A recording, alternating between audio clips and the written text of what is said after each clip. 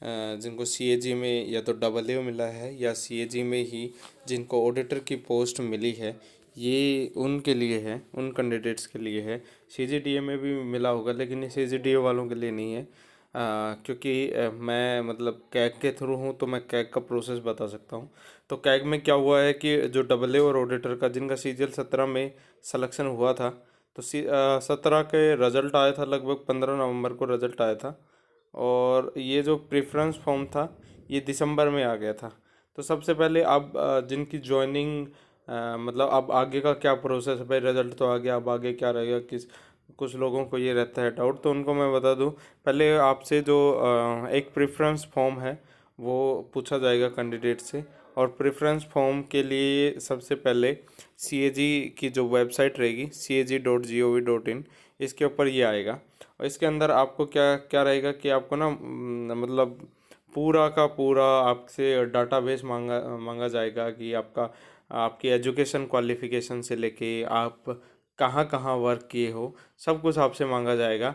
और लास्ट में वो उसको हम बोल सकते हैं अटेस्टेशन फॉर्म। और लास्ट में आपसे फिर क्या मांगा जाएगा कि आपको जैसे 29 के आसपास आपकी स्टेट मतलब प्रेफरेंस मांगी जाएगी, आपको प्रेफरेंस ऑर्डर में क्या फिल करना है।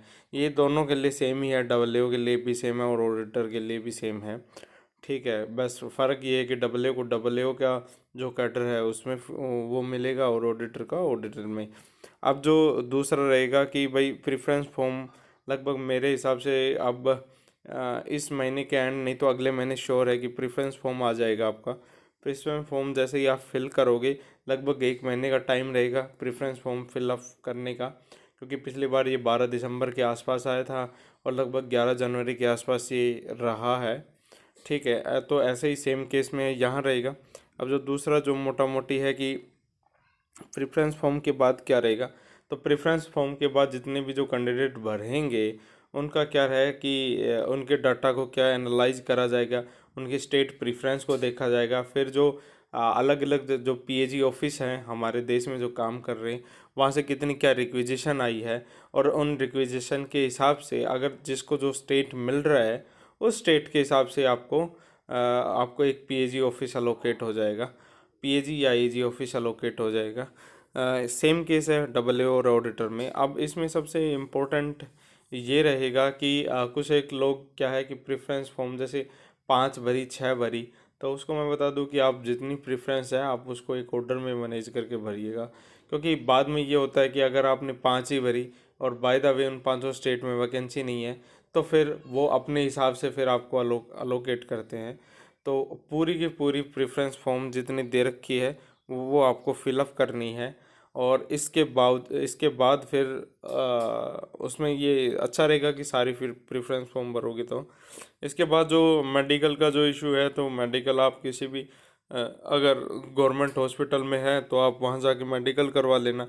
और अगर आप नहीं भी करवाते हैं तो मेडिकल आपको आप चले जाना और वो लोग आपको मेडिकल करवाएंगे। ठीक है, तो मेडिकल का ज़्यादा बड़ा इशू नहीं है। जो ऑलरेडी वर्किंग है, जो कैंडिडेट ऑलरेडी वर्किंग है किसी गवर्नमेंट में, तो वो अपने उनको अलग से मेडिकल करवाने की कोई ज़रूरत नहीं है। और बस यही कुछ है मोटी। अच्छा, ये प्रेफरेंस फॉर्म के बाद जो आप भरोगे उसको डाटा को जैसे इवोल्यूएट करेंगे। और ये इस प्रोसेस को कम से कम 2 महीने लग जाएंगे। 2 महीने में जब वो इवोल्यूशन हो जाएगा तो जिसको जो प्रेफरेंस रहेगी, जिसको जिस स्टेट में जो वैकेंसी रहेंगी, आपको वहाँ पे आपको पीएजी ऑफिस अलोकेट हो जाएगा। तो आज के इस वीडियो में बस इतना ही। आपको कोई इससे रिलेटेड अगर आपको कोई डाउट है कि कहाँ मिलेगा। अच्छा, दूसरी चीज़, एक और इम्पोर्टेंट चीज़ है। कई बार क्या रहता है कि जैसे सीएजी के अंदर क्या है कि जैसे सिविल मिलेगा, कमर्शियल मिलेगा, रेलवे मिलेगा, या टेलीकॉम मिलेगा, या डिफेंस मिलेगा, और मतलब कौन सा ऑडिट मिलेगा।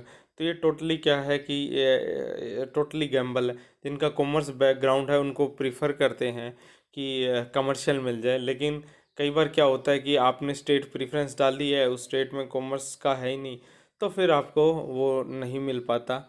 और जो बाकी जो स्टेट हैं, जैसे मान लो आपको आपने यूपी भरा, लेकिन यूपी से आपको सिविल ऑडिट का कुछ कुछ नहीं है, सिविल ऑडिट यूपी से नहीं है। लेकिन यूपी से मोस्टली क्या आती है, रेलवे ऑडिट में वैकेंसीज आती हैं। तो जैसे आपने भरा और रेलवे ऑडिट में वैकेंसी है तो आपको फिर रेलवे ऑडिट अलोकेट हो जाएगा। तो आज के इस वीडियो में इतना ही। Thank you, thanks for watching SSC Panda।